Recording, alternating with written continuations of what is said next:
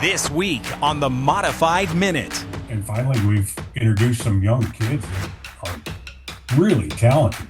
I mean, you know, Paulie Hartwig to win his first tour event at New Smyrna right out of the box. I mean, that's unheard of. You know.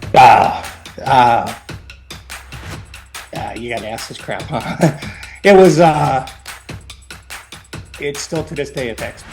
It's worst thing that ever happened. About as emotionally scarring as it can get, for sure. You know, like watching those guys, you know, and that race, and me being on pit road, and then even those when I was running around those laps with this water spraying in my face, like I knew it was over, but you know, you're still trying. All that plus hot dog of the week, radio replay, and either or. So tighten those belts because this week's Modified Minute is next. They're called the Mod Squad. Ground pounders. The men that live by the grace of God and 600 horsepower. Here they come to the stripe, down to the finish, checkered flag in the air. Bonsignor up the hill, here comes Salamito to the inside. Here comes John Beatty Jr. And off the corner, to the line they come. This is the Modified Minute. Go inside the world of modified racing with Jack Arute. Modified Minute is brought to you by Waddell Communications, the official trackside radio supplier for the Mod Squad, by Mid-State Site Development, Safety, Knowledge, and Innovation, by Wheeler's Auto Services, the finest in top-level service of premier automobile makes and models, by Hummel Brothers Quality Meats, 100% quality since 1933, by Hoosier Tire East, tires designed for champions, by Riverhead Building Supply, build smarter, build better, by New England Racing Fuels, New England's authorized distributor of Sunoco fuels and products, and by Ferguson Contractors, building excellence since 1925. Here's Jack. Welcome to episode 5 of the only podcast 100% devoted to the world of modified racing, the Modified Minute. You know, the Mod Squad's attention is firmly focused on this weekend's 54th annual Napa Spring Sizzler at the Stafford Motor Speedway. But the MRS Series did run their Northeast Classic at the New Hampshire Motor Speedway, and the Race of Champions Modifieds held their lid lifter at the Mahoning Valley Speedway. So, let's get you up to speed. Time to get you up to speed in the modified world. Up to Speed is brought to you by Mid-State Site Development, Mid-State, Safety, Knowledge, and Innovation.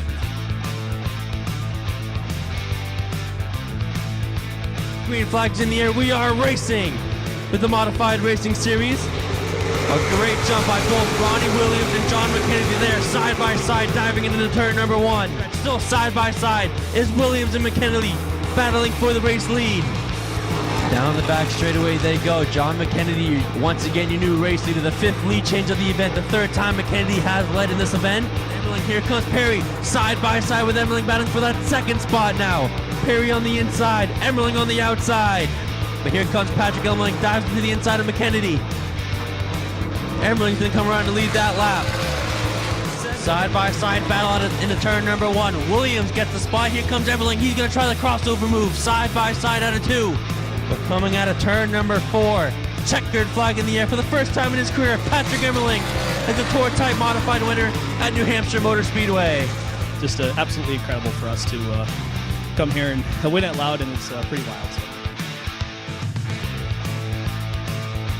The Race of Champions started their season with the running of the Spring Zing at the Mahoning Valley Speedway. Out of turn 4, it's the Race of Champions Modified Series. Spring Zing 75 going green. Pierce out in front. Hartwig tucked in behind him. Paula's up in the outside. And we got trouble. Lou Stroll's going to go for a spin. Point.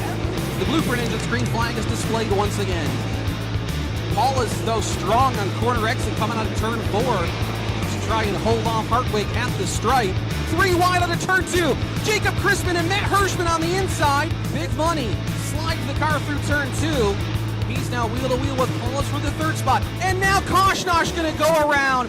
And Beers now gets in behind Hartwig. He's going to give him the tap of the Tookus down the backstretch. Hirschman's got the nod for second.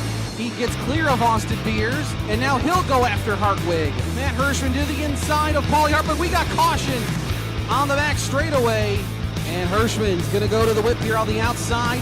Ely backing him up on the high side, and Hirschman's got a big old run, and Matt Hirschman grabs the lead here on left. Hirschman and Ely going to battle for second. Now they're stacking up on the back straightaway. The reigning and defending ROC Modified Champion. Oh, trouble in turn 4, but Hirschman to the outside. He will win the Spring Zing 75 and capture his 66th career Race of Champions victory.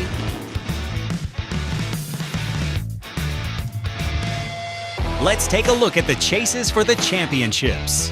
Brought to you by New England Racing Fuels, New England's authorized distributor of Sunoco fuels and products. Sunoco, the official fuel of NASCAR. Stephen Kopsick's win at Thompson moved him into the top spot of the Whelen Modified Tour. Defending champ Austin Beers is 7 points back, with the rest of the top 5 being Tyler Ripkema, Patrick Emmerling, and Justin Bonsignor. Next up for the tour is the Oxford Plains Speedway on May 2nd. In the Smart Tour, Danny Bones' win at Hickory gives him a 9-point edge over Ryan Newman. The rest of the top 5 are Jack Baldwin, Brandon Ward, and Burt Myers. The Smart Tour is headed to the high banks of Wake County Speedway on Friday, April 24th. With his win in the Monaco Modified Tri-Track Series opener at Thompson, John McKennedy holds a 4-point lead over Michael Christopher Jr. 6 points back in third is Patrick Emmerling, with Jake Johnson and Ronnie Williams filling the top 5. Next up for the Tri-Track Series is May 23rd at the new London Waterford Speed Bowl. Patrick Emmerling's victory at New Hampshire Motor Speedway gives him the lead in the MRS standings. Ronnie Williams is just 2 points behind, followed by Jacob Perry, Anthony Nocella, and John McKennedy. The MRS heads next to Lee USA Speedway on June 12th. In the ROC Modifieds, Matt Hirschman's win at Mahoning Valley Speedway gives him the lead. Matt is followed by Paulie Hartwig III, Jack Ely, Blake Barney, and Gunnar Zeiner. The ROC heads next to Shangri-La Speedway on May 9th. In this week's Racer Spotlight, we're expanding outside of the cockpit. For more than 11 seasons, Gary Putnam mixed his job as a NASCAR crew member with his passion for modifieds. Now, he switched roles and serves as the director of the Whelen Modified Tour. It's Racer Spotlight time on the Modified Minute. Racer Spotlight is brought to you by Riverhead Building Supply. Build better. Build smarter. Well, Gary, welcome to the Modified Minute. So good of you to carve some time out for us to visit. Thank you. Thanks for having me. Look, I'm very interested because you kind of took the unconventional route to the directorship. You toiled for 11 years as a privateer on the Whelen Modified Tour, and I wonder how that shaped your vision of what your role should be as the director of the tour. Yeah, I didn't look to make this my career. It just kind of fell into place. But being a competitor, not only on the driving side, but crew chief, car owner, mechanic, it allows me a broader spectrum of what everybody fights just getting to the racetrack. You know, to every driver that I've spoken to and every car owner on this podcast, they have all echoed the same sentiment. The very fact that you've been there, done that, got the T-shirt and the souvenir bumper sticker, that you have been able to at least transmit to them an understanding that some of your predecessors they didn't feel had. How has the first 3 races gone for you? It's been a drinking from a fire hose. I walked across the racetrack at New Smyrna on I don't know, Thursday morning, and I'm like, what the hell am I doing? But luckily enough, had a competitor that wanted a fuel cell inspected right away, and kind of got my feet underneath me, and kind of went from there. Where do you see the tour going? Hopefully right where it's at. I think it's in a really good spot right now. I think the quantity of races is good. Um, Purses are good.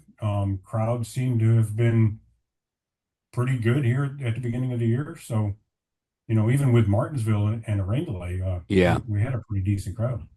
You talk about where you're at in 2026. There seems to be a youth movement underway too. Last year, they ended up with the youngest Whelen Modified Tour champion. You've got a kid that's on a roll now in Stephen Kopsick. A lot of youngsters getting involved. What do you attribute that to? Just a changing of the guard. I mean, it's finally happening, right? I mean, we're all worried about, well, where's the next Doug Kobe coming from, Hmm. or Mike Stefanik coming from, and finally we've introduced some young kids that are really talented. I mean, Paulie Hartwig did win his first tour event at New Smyrna right out of the box. I mean, that's unheard of, especially beating, Ronnie Sill.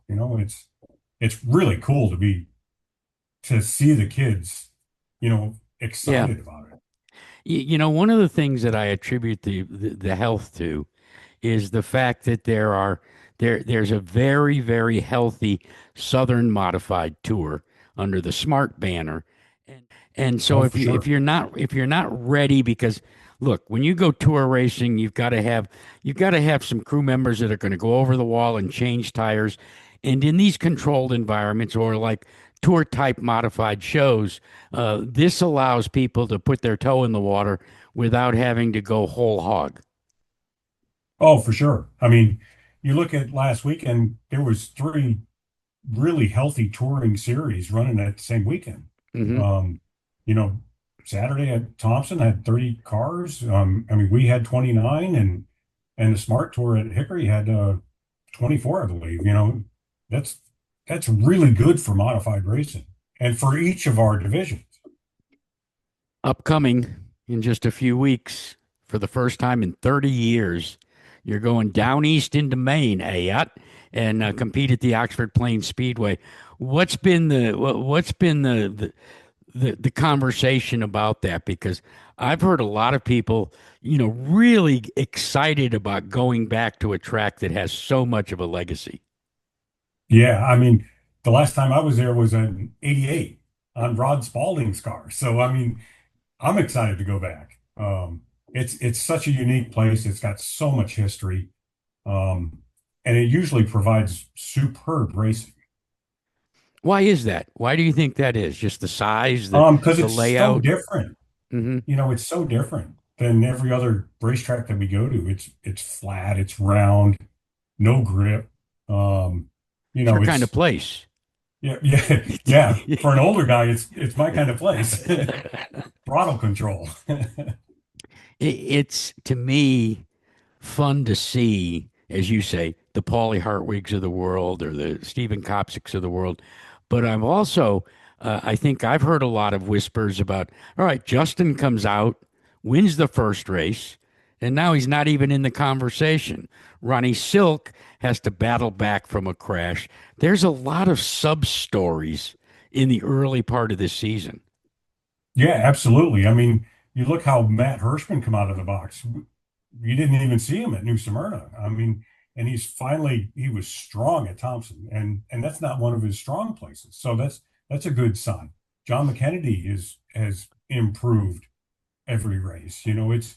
It's great to see that, and I think part of that's because of the American Racer tire change. It's leveled the playing field. We're 2.5 tenths of a second from first to 20th at Thompson, and had a long green flag run 108 laps, I believe, minus a early caution, Hmm. and we only lapped up to 16th. Whereas the previous year we were went green to at the World Series, they went green from 20 to the end, and at lap 110 there were only 8 cars left on the lead lap. So I think it's just leveled the playing field out, and everybody's fighting just to figure the tire out. Well, I think everybody's also still, they don't have the big black book for what the tire does. And I think we've seen it from New Smyrna all the way to Thompson. You've got to take care of that right front, but yet when you go out to qualify, you've got to make it angry so that you can make it stick. Yes, absolutely. That's been the biggest complaint so far, is just, it takes 3 laps for them to get heat in them. When you look at the rest of this season, give me a couple of guys that I should keep an eye on.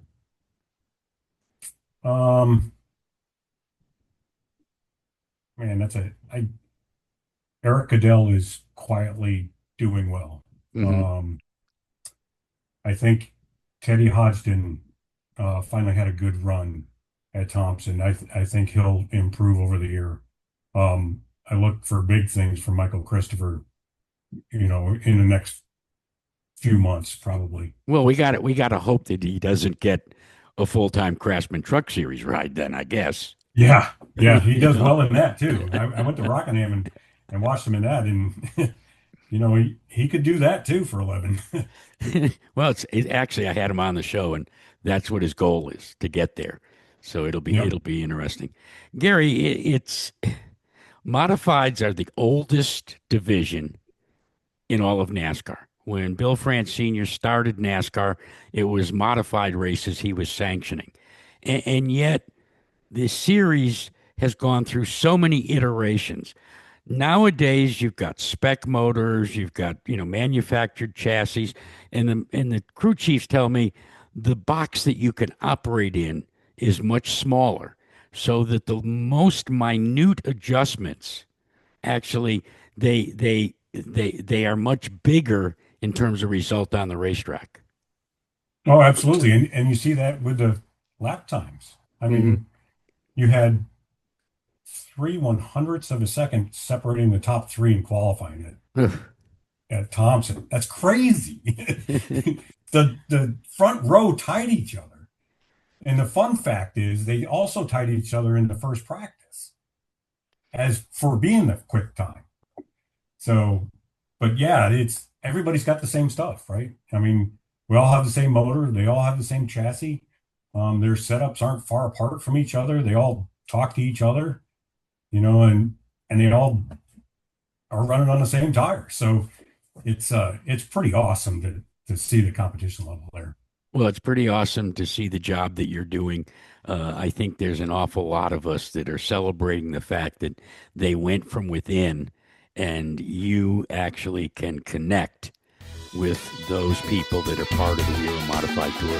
And I appreciate your visiting with us and giving us some of your time here on the Modified Minute. Well, thank you. It's a pleasure to be here. Yeah. Austin Beers used consistency and top 10 finishes to become the youngest NASCAR Whelen Modified Tour champion last season. In this episode, we take you inside the cockpit of his Mike Murphy number 64. It's time for Radio Replay. Radio Replay is brought to you by Waddell Communications, your Northeast trackside dealer for radios and repairs. This week, you ride with Austin Beers at the New Smyrna Speedway's Richie Evans 100. Let me get rolling here. You got 55 outside, 02 pushing, 55's got the 8 with him. Pace cars away. Footage provided by Fenceline Films on YouTube. Firing on the 50 here. 10 away. B ready. B ready. Rolling. Everybody's rolling. 55 still hanging outside quarter. Outside full 55, half back to the 8 behind him. 02's tight on you. Still there outside.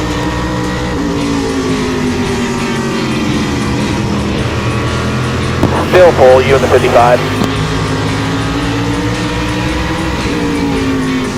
Half of the 8, he's wrapping bottom on exit of 4. Just keep doing what you're doing. By 1 now, clear by 1. Halfback 36 would be wrapping exit here. O2 checking in front of you. Keep doing what you're doing. Keep coming for me. Side bumper. Wrecking out back. Yellow's going to be out here. I think we should take them now. There's only 45 to go. I'll let you know what the leaders do. 60's coming, 40's coming, 40, everybody's coming. I'll count you in here. Marcus is standing in the box. 5, 4, 3, 2, right around the 11, right around the 11. Stop. Sit down, then I'm going to do the sway bar up here a little bit. Just you in the 32 here. Roll top for me. Stay right with that 36. Side door. Quarter. Still hanging quarters. Still there, quarter 50. Bumper, clear. Just you with the 46. Now keep digging for me. Outside door. Outside door. Good drive off here. Door. Quarter. Still hanging bumper. Still there, bumper. 58 back to the top here. Keep coming for me. Clear. Outside, outside, outside, outside. Tight on you. Looking for that diamond on exit. Keep digging for me. Half back. Coming to 5 to go at the line. Good exit there. Clear by half. 2 to go at the line. That bottom all the way here. Coming back to the checkers. All the way to the line here. Good job. 2-6. Check out more in-car footage at Fenceline Films on YouTube. Mikey Flynn won his first SK modified race at Stafford back in 2024. Last season, he hit his stride, though, winning 2 more events and battling with eventual champion Jonathan Pulio for the 2026 track championship. He joins me here now on SK Soundings. This is SK Soundings. News from the SK, SK Light, and 602 Modified World. Brought to you by Wheeler's Auto Services. The finest in top-level service of premier automobile makes and models. Specializing in European, Japanese, and domestic vehicles. Well, Mikey, it's good to have you here today. Welcome. Thank you. I appreciate being here. Thanks for having me. Let's talk a little bit about how you got started in racing, because it was, I guess it would be safe to say, quite unconventional. Yeah, for sure. So it's actually a funny story. I didn't really have a family in racing. You know, most people nowadays, like, their dad raced, their uncle raced, but for me, it was a little bit different. My dad, was really into snowmobiles. We had a cabin up in Maine that we used to go to and ride up there. And one day, my dad got me a little 120 snowmobile to go ride with him. And we found a race up at a ski mountain, and he thought it would be fun. So there we went, we did it. And one day, after a few crashes on the snowmobile, my mom was like, we need someone with a cage on it or something a little safer. So we went to the Big E at Race Ceramo one year, and we met Wade Gagner from Wild Thing Karts. Stafford was 20 minutes from my house, so it ended up working out. Got in the Wild Thing Karts, and the rest is history. Let's talk for a moment about that time that you sat in that Wild Thing cart for the very first time. What went through your mind? How did you feel when you first went out and turned laps? Oh, I felt like I was out of place. You know, I was used to the snow, the cold weather. I really knew nothing about racing at all. I was just going out there making laps. And then, all of a sudden I started to pick it up, started to get a little better each week. And then, we were able to get that first win that I ever won, and everything just kind of went on from there. When you got that first trophy and that checkered flag, how excited were you? Oh my gosh, it's like people say it all the time. It's like that the drug that you always are looking for. But yeah, it gave me that itch, and I guess that's why I'm still here now. Well, you couldn't stay in Wild Thing Karts for the rest of your career. So what was next? After that, we did legend cars at Waterford at the new London Waterford Speedwell. That was awesome. We raced with Jason and Jags Palmer. They're great people, and we did that for a couple years, ran some national events. We were able to do really well, have success. And then after that, we moved up. I think I was like 13, to the Act late model. And we did that for 2 years at the New London Waterford Speedway. Did a few Act Tour races. Went up to Vermont a couple times, Maine. And then after that, there was just something I always knew I wanted to get in the modified. So one day we were able to find a 602 for sale, and then we started at Monadnock Speedway, 602. Was able to get a win up there, and then found my way to Stafford, back to Stafford with the SK lights, and then here we are today. Making the jump from a snowmobile, and albeit you were out, you climbed up the ladder, but then to go to a 602 and then to an SK. Well, was it like drinking out of a fire hydrant, or did it come naturally to you? Definitely took some time, for sure. I'm really lucky that my dad was a believer in racing as much as I could, as many laps as I could. So I got really lucky in that aspect to where like I always got a lot of laps, a lot of seat time. Really helped. My dad also put me in a lot of different things. So I feel like having that wide area of cars and knowledge also helped me for Well, sure. what were the biggest hurdles that you had to jump over in terms of developing your racecraft? Yeah, probably just, learning by myself, right? Like we were surrounding ourselves with great people, but at the end of the day, like I didn't have maybe that racing knowledge to lean on or prior knowledge to lean on that somebody with a racing family might have. So I had to work extra hard to be able to learn and grasp and build connections and talk to people for sure. Then you were consistently running in the top 10. You got Uh, the hang of the SK, and it took you a while to go to victory lane. But when you did, describe the emotions. Yeah, it was like I always say it was like a huge just weight off my shoulders. For a while there it was like, oh, like is it gonna happen? When's it gonna happen? And then it finally just did. And then now it's in the history books. We're done with that. But yeah, it's just a huge weight off my shoulders for sure. How would you describe your driving style?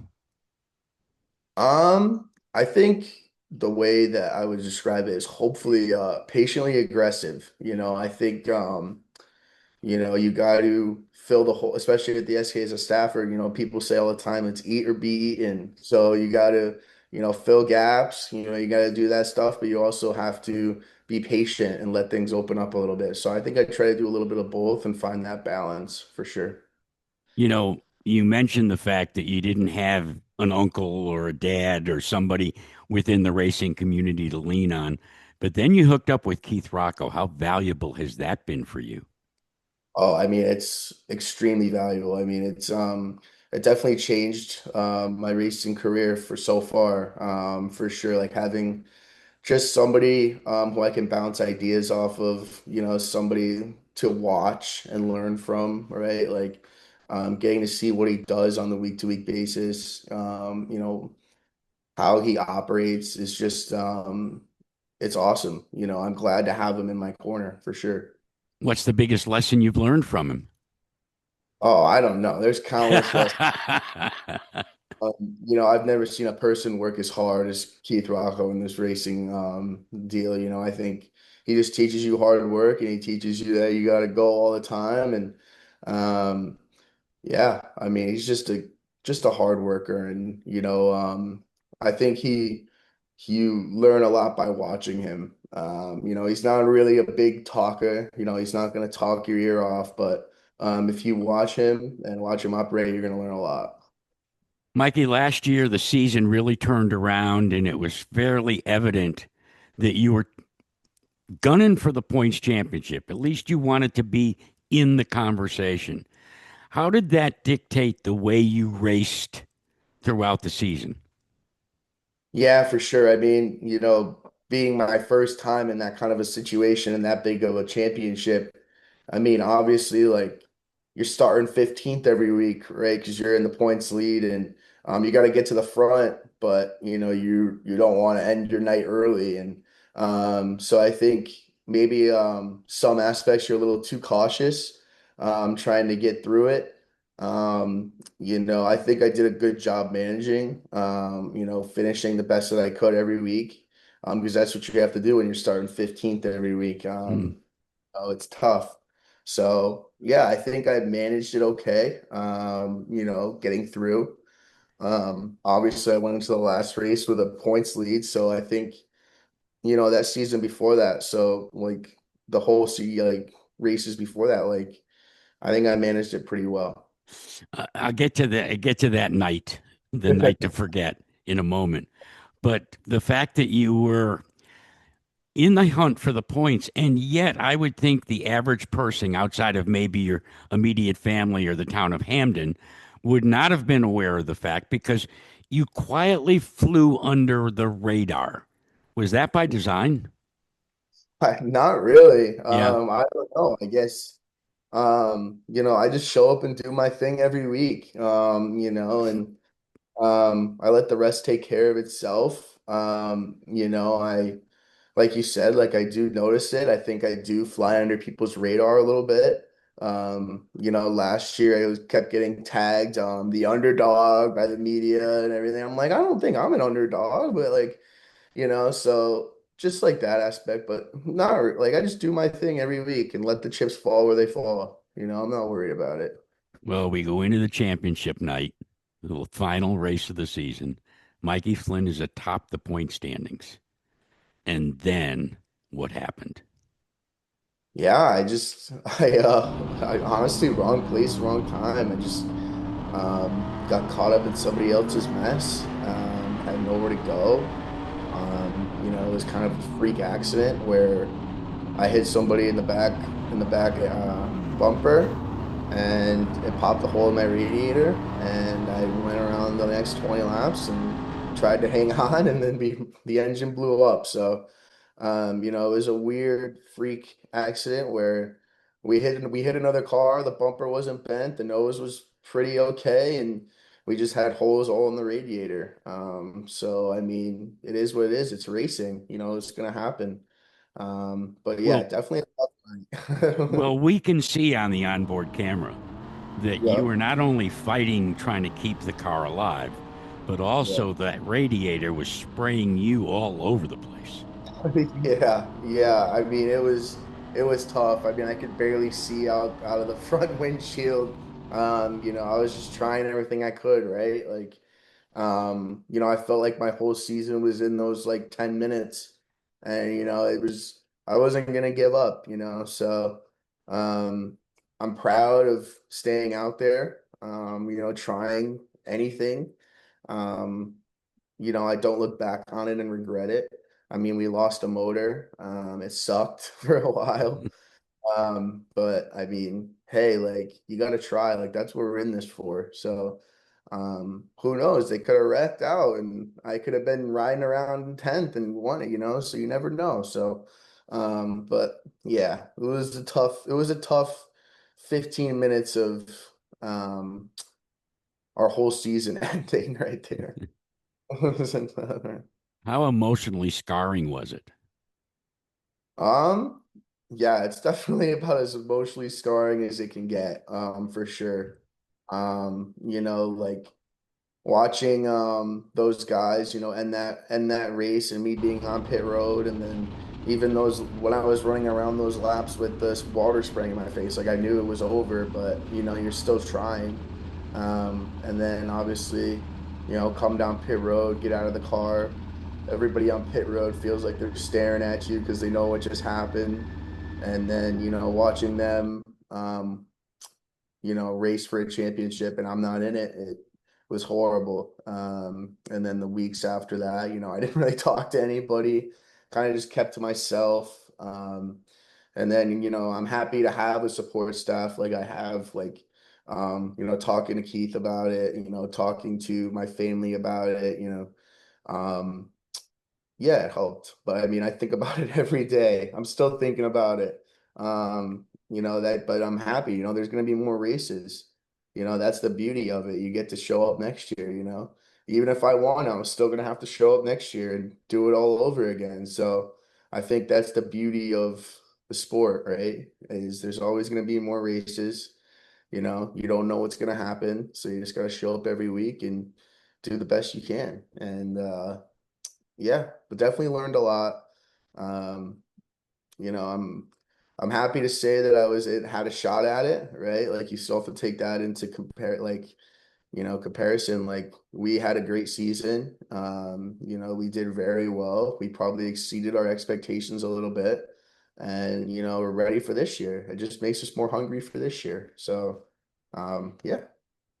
Well, we appreciate you stopping by today, and go get them here in 2026. I'll try. That's the plan. Mike O'Sullivan has been twisting wrenches for a very, very long time. His work with Ted Christopher is legendary. The two earned wins and championships. But since TC's passing, O'Sully has helped a number of SK modified teams. Let's meet him. Time to drop in at the race shop and get the inside dope from the guys who twist the wrenches. It's Crew Call. Brought to you by Ferguson Contractors, building excellence since 1925. So, Mr. O'Sullivan, what have you been up to? Just trying to keep busy, working here and there, working on race car stuff, mostly race cars, go-karts. I want to go back to when you and Teddy were just absolutely decimated wherever you were. You were the team to beat. How did you get together with TC? My dad drove race cars forever. That's how I got involved in the sport. And for some reason, I think Ted had given it to my father pretty good a couple times. And my father was a guy that he raced you the exact same way you raced him. And they gave it to each other pretty good. And for some reason, they came out really good friends. And I am originally from Plainville, as everybody knows Ted was too. And I was working for a heavy equipment company down the street from Ted's. And I used to work on equipment right next door to Ted's shop where he was building his brand new place. And he used to come over to the fence with that, that irritating ass voice every week. Hey, when you coming to work for me? And, what was it back then? I think it was on Tuesdays. He used to go to this one particular place in Plainville for dinner, and he'd, hey, coming to dinner. And we'd go out in his service truck, go to dinner with all his little hoodlums. And, eventually he talked me into working there at night. I'd go over and take transmissions apart, and I learned quickly that I did not like it. There's nothing worse than the smell of a burnt transmission. So, fast forward, I eventually started being his R&R guy, reinstall transmissions. And then the guy I was working for, he was a good guy, but just, paychecks, when you got to catch up with the rubber biscuit paychecks here and there. And it was just a tough deal. So I finally went to go work for Ted full time. And I kept the other job as a part-time job. Anyway, I was working for him full time, and at basically the same time I started working for him is when Jim Galante's car, they had just crashed really bad. They just basically were switching over from Raceworks to CD cars at the time. And they just crashed really bad at the Sizzler. And he had me having Johnny Bergeni, had me helping Johnny Bergeni fix a car in the back of his brand new shop. And from there, I just never stopped. I would help him at night. And at the time, I was helping, some people probably remember Jamie Askler, who also worked for Ted building transmissions. I was helping Jamie Askler on his SK. I was helping Ted's guys during the day and at night work on his SK. Meantime, I was working either for Steve Park when he was racing on a tour car.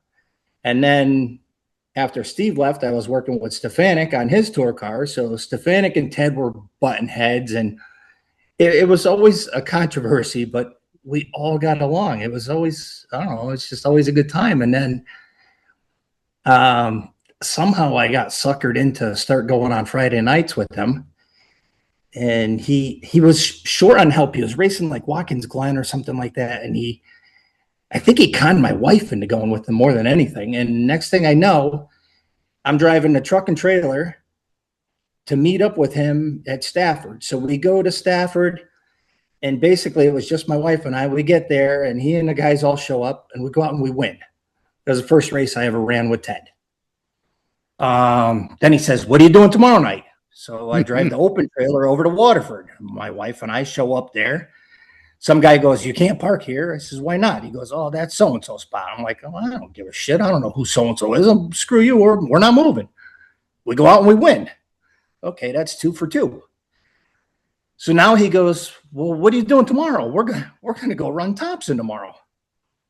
I'm like, "Well, who's going?" He goes, "Well, me, you, and your wife." Well, at the time, she wasn't even my wife. She was my girlfriend, now that I think about it. So I said, "All right." So we go up there, and this long-haired, skinny kid comes up and winds up being Billy Anderson. Billy Anderson helps us. We go out there, we win. Well, now we're 3 for 3. The first 3 races I ever worked with Ted, we win 3 races in a row. And basically it's, 3 or 4 of us working on a car and just started having fun. So next thing I know, I'm on his crew for Friday nights. And long story short, he had a little fallout with his crew chief, and the crew chief needed a little time off. And I'm sure we all remember him, Craig Regalia. He and Craig had a little fallout, and then he comes over to me and he says, "Hey, you're my new crew chief." I go, "Oh, thanks." And that's how that started. But there was a period of time, Michael, when you two were inseparable, whether it was at Stafford or on the tour, or even when he decided to run a super modified, you were there at his side. When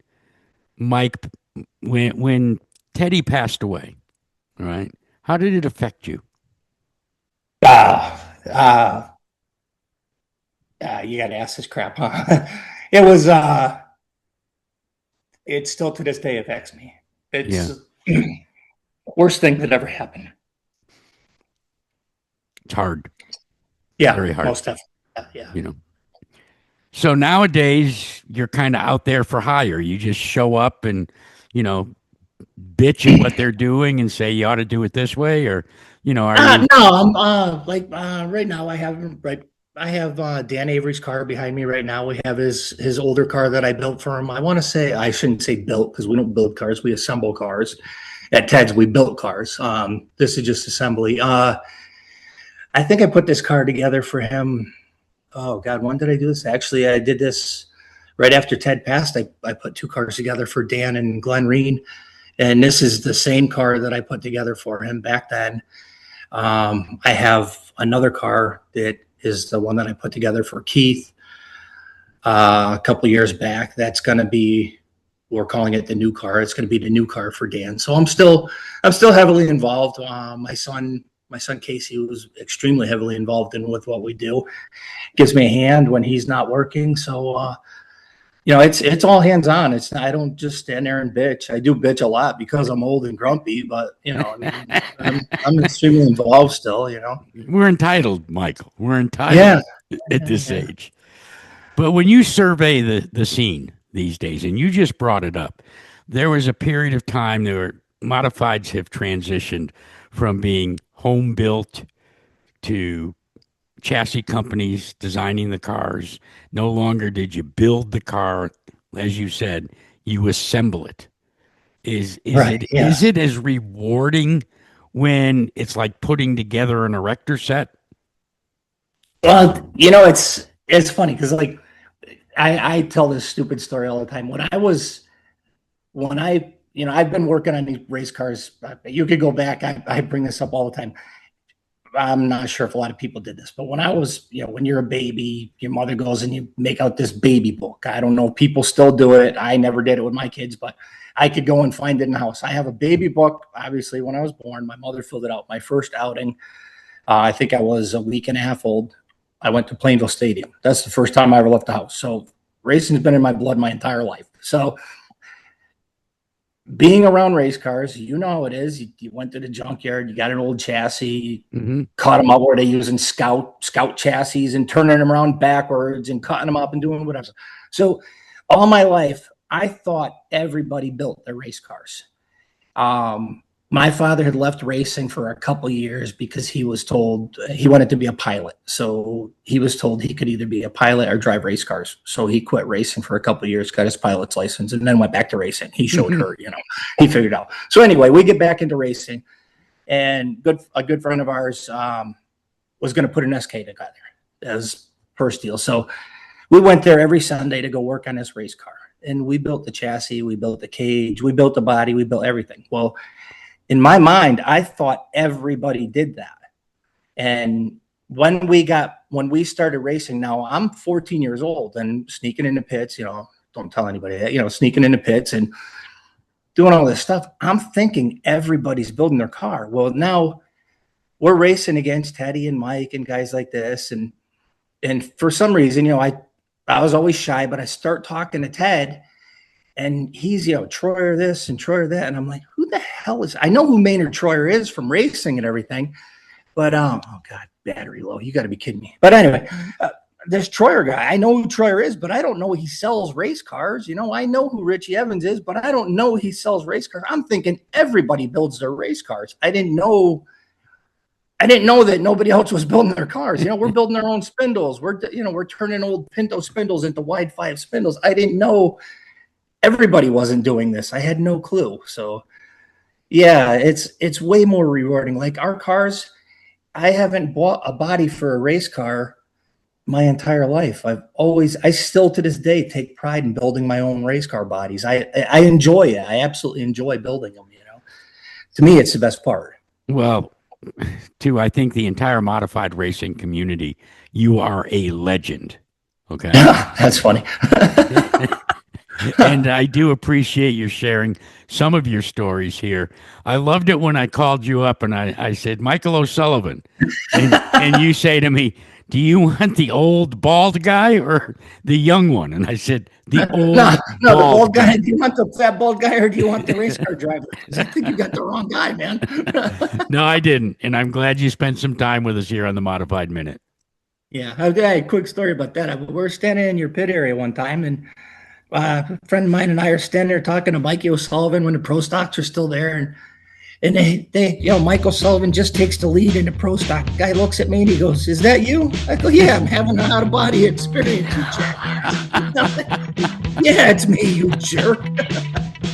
Michael, it's always a pleasure. Be well. If you recall, we heard from Michael Christopher Jr. in last week's episode, but we convinced him to subject himself to our segment that we call Either Or. It's either or, where our guest must choose one or the other. Presented by Hoosier Tire East, where we fuel passion, pride, and success with our tires designed for champions.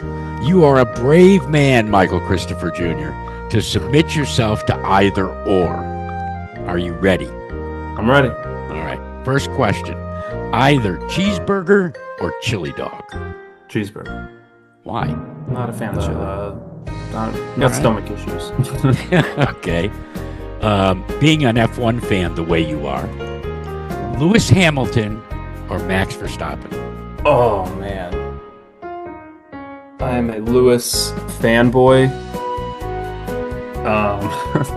Take with that as you will, but Max. No, you can't go. He's just the best. I love Max.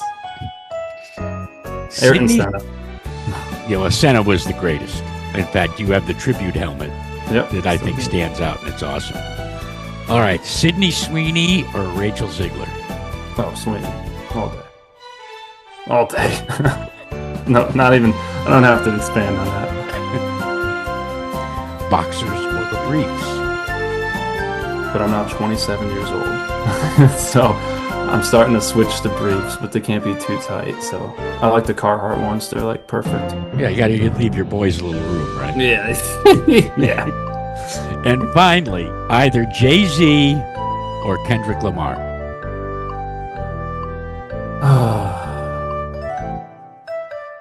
I don't really like Jay-Z too much. I don't really like Kendrick either, but I like Money Trees by Kendrick, so Kendrick. But All right. Can I expand on that? Absolutely.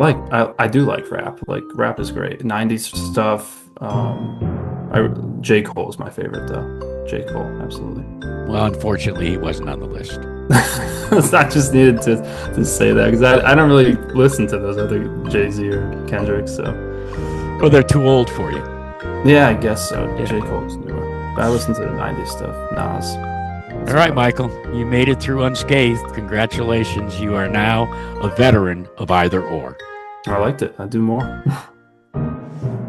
Well, that wraps up this week. Make sure that you come back next week, though, won't you? Because we will have coverage from the Spring Sizzler, as well as more conversations with modified stars. Until then, I'm Jack Arute.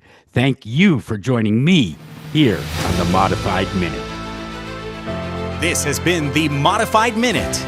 Modified Minute has been brought to you by Waddell Communications, the official trackside radio supplier for the Mod Squad, by Midstate Site Development, safety, knowledge, and innovation, by Wheeler's Auto Services, the finest in top-level service of premier automobile makes and models, by Hummel Brothers Quality Meats, 100% quality since 1933, by Hoosier Tire East, tires designed for champions, by Riverhead Building Supply, build smarter, build better, by New England Racing Fuels, New England's authorized distributor of Sunoco fuels and products, and by Ferguson Contractors, building excellence since 1925.